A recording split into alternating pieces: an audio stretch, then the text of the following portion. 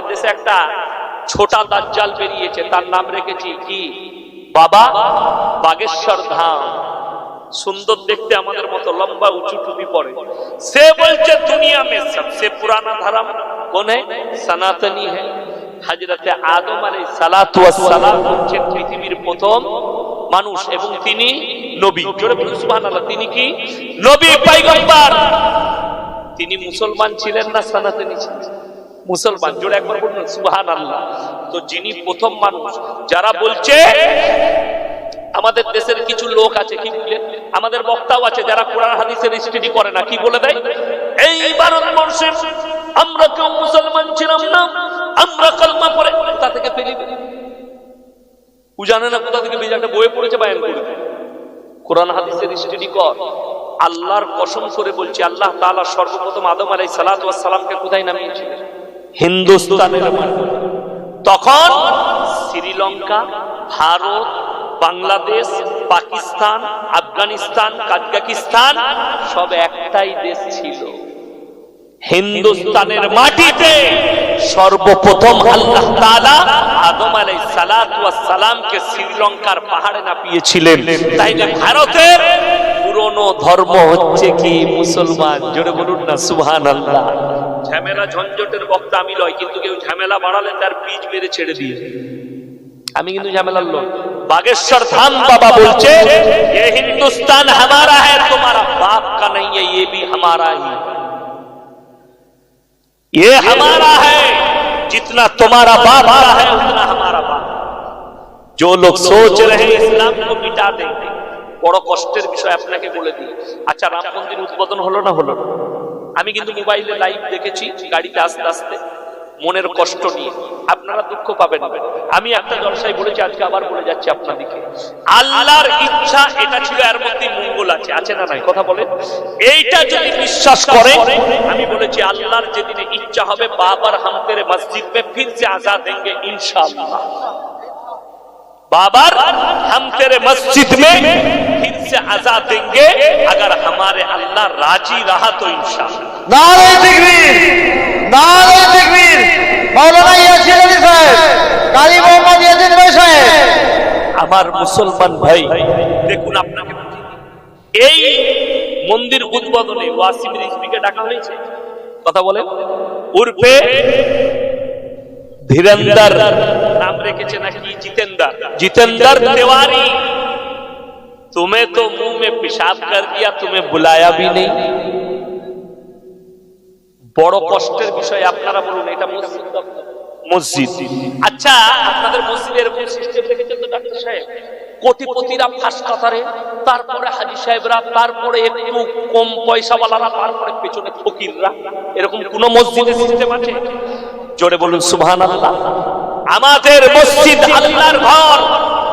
যদি ফার্স্ট কাতারে কোটিপতি দাঁড়ায় আর উজু করে যদি কোটিপতির পাশে ভিখারি দাঁড়ায়, তার হুকুম নাই যে তুমি পেছনের কাতারে চলে যা। এটার নাম ইসলাম। জোরে বলুন সুবহানাল্লাহ। এমনি যদি কেউ কলমা পড়ে, হিন্দু ভাই, সনাতনী ভাই, কোন দলিত, কোন আদিবাসী, কোন খ্রিস্টান, কোন ইহুদি, এমনি যদি কলমা পড়ে মুসলমান হয়, ফজরের নামাজে তুমি ফার্স্ট কাতারে মাথা ঠুকতে পাবে। কেউ নিষেধ করবে না যে তুমি মুসলমান আজকে হলেই পেছনের কাতারে যা। এটা বলার হুকুম কারণ নাই। জোরে বলুন সুবহানাল্লাহ। এটার নাম ইসলাম। ইসলামে জাত বিচার নাই। জাত বিচার আছে? জাত বিচার নাই। আচ্ছা, আপনাদের এই ওই মার্কাজটার নাম বেলেঘাটা কেন? মগরাহাট নাকি? মগরাহাটে মার্কাজ মসজিদ আছে, তাই না? মগরাহাট আমাদের বর্ধমান থেকে সব আসে। আচ্ছা, মার্কাজে খানচাই খাওয়ানো হয় না? খাওয়ানো হয় না? আপনি যে কোনো জায়গায় জামাতে যাবেন, দেখবেন খানচাই খেতে দেয়। অনেক মাদ্রাসায় খানচাই খাওয়ার ব্যবস্থা আছে। আমরা যখন গুজরাটে খেতাম খানচাই। আচ্ছা, কোনো জায়গায় এলান করা হয়, বড় লোকরা একদিকে বসবে, ফকিররা একদিকে, চাষিরা একদিকে, বলা হয়? আল্লাহর কসম না, এটা নবী সাল্লাল্লাহু আলাইহি ওয়াসাল্লাম শুনলেন। আল্লাহর নবী শুনলেন হাদিস। নবীজি বসে আছেন দস্তরখানে, নবীজির চারিদিকে মালদার সাহাবীরা বসেছে। এক কোণে মসজিদে নববীতে বসে আছে, হ্যাজ দিয়ে একটা জায়গায় দেওয়ালে, তার নাম হচ্ছে সাইয়্যিদনা বিলাল হাবশী রাদিয়াল্লাহু তাআলা। তিনি কৃতদাস, লোকের বাগানে কাজ করে, মসজিদে নববীতে ঝাড়ু লাগায়। চোখের পানি ফেলাচ্ছে আর মনে মনে ভাবছে এই মালদার সাহাবীদের সঙ্গে আল্লাহর হাবিব আমাকে দস্তরখানে ডাকবে। আল্লাহর নবী আওয়াজ দিলেন, হে সাইয়্যিদানা বেলাল হাবশী, তুমি আমার দস্তরখানে যতক্ষণ না বসবে আমার দস্তরখান আল্লাহর কাছে মকবুল হবে না। জোরে বলুন সুবহানাল্লাহ। বেলাল হাবশী চোখ দিয়ে পানি পড়ল, ইয়া রাসূলুল্লাহ। আল্লাহর নবী বললেন, হে আমার বেলাল, ইসলামে জাত বিচার নাই, ছোট বড় নাই, সবাই একসাথে বসতে পাবে। আমি ইয়াসিন দক্ষিণ 24 পরগনায় জলসা করতে গেছি, একটা মাদ্রাসার নাম মনে পড়ছে না, পাপ্পু যাদব বলে একজন নবমুসলিম বক্তা আছে, তিনি আমাকে বললেন, হুজুর আমার বাড়িতে খানা দাও। আলহামদুলিল্লাহ, খাবেন তো? কেন? আপনি আমার শুনলেন হাদিস, এক মুমিন আর এক মুমিনের ভাই ভাই। জোরে বলুন সুবহানাল্লাহ। যারা আমাকে গালি দিচ্ছ সনাতনী ভাই, তাদেরকে অনুরোধ করে বলছি, শুনলেন আমাদের ভারতের আল্লাহকে, আল্লাহ ভারতের আমাদের সৃষ্টিকর্তাকে আল্লাহ, পাকিস্তানের সৃষ্টিকর্তাকে আল্লাহ। পাকিস্তানের মুসলমানরা কাকে ডাকে? আল্লাহকে না কাকে? আল্লাহকে। বাংলাদেশের মুসলমানরা আল্লাহকে, আরবের মুসলমানরা আল্লাহ, অস্ট্রেলিয়ার মুসলমানদের আল্লাহ, মালয়েশিয়ার মুসলমানদের আল্লাহ। গোটা পৃথিবী যতগুলো মুসলমান আছে সবারই সৃষ্টিকর্তা, সবারই রব এক আল্লাহ। জোরে বলুন সুবহানাল্লাহ।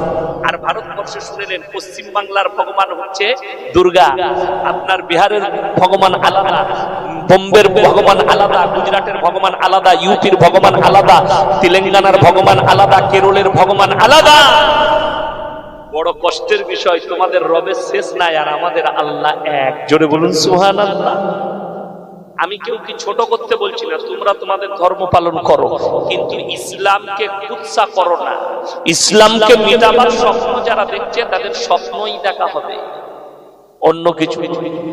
জ্ঞানবাপী মসজিদ নিয়ে আমি দেখলাম ফেসবুকে কলকাতায় ডাকা হয়েছে জমিয়ত থেকে, সবাই যাবেন তো? জোরে বলুন ইনশাআল্লাহ।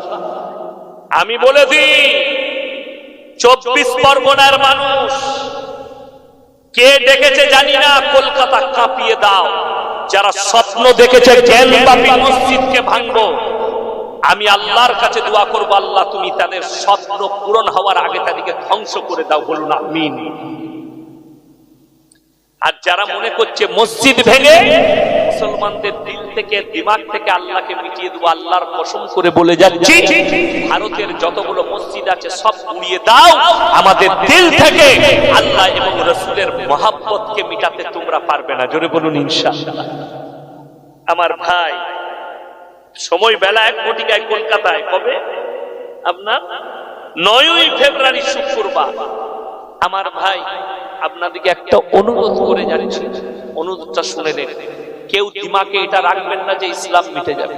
আপনি ভয় খাচ্ছেন এনআরসি কে, কখনো এই ভয়টা খেয়েছেন? আপনি এনআরসির ভয় খাচ্ছেন, কখনো এই ভয়টা আপনার দিলেতে হয়েছে যে আমার কবরের এনআরসিটা কেমন? খুব ভালো করে ভাববেন, আমি কবরে যে যাব আমার সওয়াল জবাবটার কি উত্তর আমি দিতে পারবো? আচ্ছা বলুন, দুনিয়ার এনআরসি থেকে ওটা ডেঞ্জার না ডেঞ্জার নয়? অনেক বেশি ডেঞ্জার দুনিয়া থেকে। অথচ আপনি দুনিয়া ভুলে গেছেন, পরকালটা ভুলে গিয়ে আপনি দুনিয়ায় মত্ত হয়ে আছেন। আমার যেন অস্তিত্ব বজায় থাকে। আমার ভাই, অস্তিত্ব দুনিয়ায় কতক্ষণ থাকবে তুমি? আল্লাহর কসম করে বলছি, যে জালিম বাদশা থেকে দেখছো তাদেরকে বলবো, হে জালিম বাদশারা, যারা মসজিদ ভাঙার স্বপ্ন দেখছো, যারা ইসলাম মিটানোর স্বপ্ন দেখছো, একবার পৃথিবীর ইতিহাস খুলে দেখো। মিশরের মিশরের জাদুঘরে গিয়ে দেখে এসো, ফিরাউনের মতো হারামের আওলাদের লাশ এখনো পর্যন্ত রাখা আছে। আল্লাহ নিচুড়ে রস পার করে দিয়েছে ফিরাউনের। শুধু ফিরাউনের নয়, নমরুদের ইতিহাসগুলো পড়ে দেখো। নমরুদ নিক্ষেপ করেছিল আগুনে, নবীকে আল্লাহর কসম পশম জ্বালাতে পারেনি, নমরুদ নিজে মিটে গেছে।